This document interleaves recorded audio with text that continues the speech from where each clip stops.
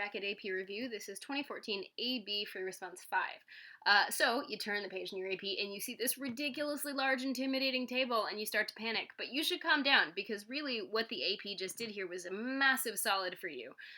They gave you a sign chart for 4 different functions. So you don't have to make sign charts, you just have to interpret a sign chart that was given to you. So take a deep breath, it's going to be fine. All right, so the twice differentiable functions f and g are defined for all real numbers. Values of f prime, g, and g prime for the various values of x given are given in this table.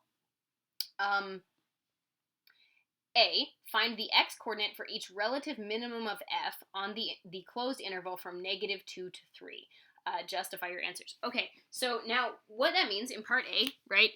In part A, we want to know about relative minimum values, right? Relative min of f. Okay, so that's what they're asking, right? So what I need you to do is I need you to make like that logic flowchart, right? So if that's what they're asking, we need to think about what the definition of a minimum is, right? So the definition is that we're looking at some place where my f prime is 0 or doesn't exist. There aren't any does not exist in this problem though, right?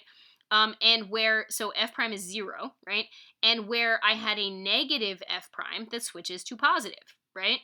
So f prime switches from negative to positive, or we're looking at the endpoints, right? So the point I want to make here is that if you're looking for any extrema at all for f, you use the f prime sign chart. Well, you know what's really cool of this? They did you a massive solid. They made you an f prime sign chart already. So in part A, I need an f prime sign chart. Well, here's what I know. I look at f prime and I say, well, f prime is 0 at -1 and 1, right? So my critical points, right? So my critical numbers are going to be when f prime is 0, which we can see right here happen only at -1 and 1. So x is -1 and 1. Or at the ends, which we already have on our table. They are x is -2 and 3. So -2, +3. I have a -1 and I have a 1. So I already know what f prime does. They told me that between -2 and -1, f prime is negative. Then from -1 to 1, f prime is still negative. And then from 1 to 3, f prime is positive. Well, that means that what f is doing is going down, leveling off, down, leveling off, and going up. That means that this is a relative max, this is a saddle, this is a min, and this is a max again, right? So the only relative minimum happens at x equals 1, right? So the answer is x equals 1, and the reason is because f prime of x changes from negative to positive.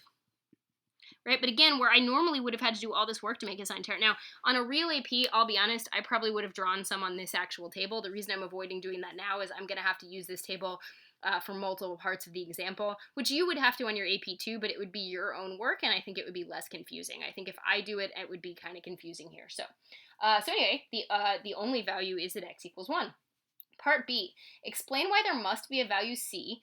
So as soon as you hear there must be a value, they're asking you to use a theorem. Let's continue. There must be a value c in the window from -1 to 1 such that f double prime of c equals 0. So they're probably asking you to use the mean value theorem. So part B is saying that f double prime of c has to equal 0 in the window from -1 to 1. Why, right? So they're saying why. Well, anytime they use the phrase must, they're probably making you lean on a theorem. So the 2 big theorems that you see a lot are the intermediate value theorem, which says that you have a value below this quantity 0 and a value above it, and if a function's continuous, then you have to cross that value. So that's one possibility. But the reason it's unlikely is we don't know anything specific about f double prime here. There's no information about f double prime on the table. So because of that, I think that it's less likely to be the intermediate value theorem. What it probably is the mean value theorem. So the mean value theorem says that average slope has to equal instantaneous slope if a function is continuous and differentiable in a given interval. So my guess is that what they're saying is that this instantaneous slope, which would be the derivative of f prime, must equal the average slope of f prime on the window from -1 to 1. So my guess is that we know that f prime of x is continuous and differentiable because they told us that f is twice differentiable, and that means that f prime is differentiable, right? And I know that f prime of 1 minus f prime of negative 1 over 1 minus negative 1, which would be the old school slope of f prime, should be, I have f prime of 1, it's a 0. I have f prime of negative 1, it's also a 0. So that's 0 minus 0 over 2, which is 0. So by the mean value theorem, f double prime of c has to equal this thing, which happens to be a 0, in the window from negative 1 to 1. And that's why, because it's the mean value theorem. Cool. Part C. The function h is defined as h of x equals the natural log of f of x. Find h prime of 3 and show the computations that lead to your answer. So this is testing your knowledge of the chain rule, right? So h of x is the natural log of f of x, right? H prime of x would be the derivative natural log, which is 1 over the stuff, times the derivative of the stuff, because there's our chain rule. So if we want h prime of 3, we're going to need to do f prime of 3 on top of f of 3, which are both quantities that we know. F prime of 3 is a 1/2. F of 3 is a 7. So I should get 1/14. All right, and then finally part D. Evaluate the integral from -2 to 3 of f prime of g of x times g prime of x dx. All right, so that's fun.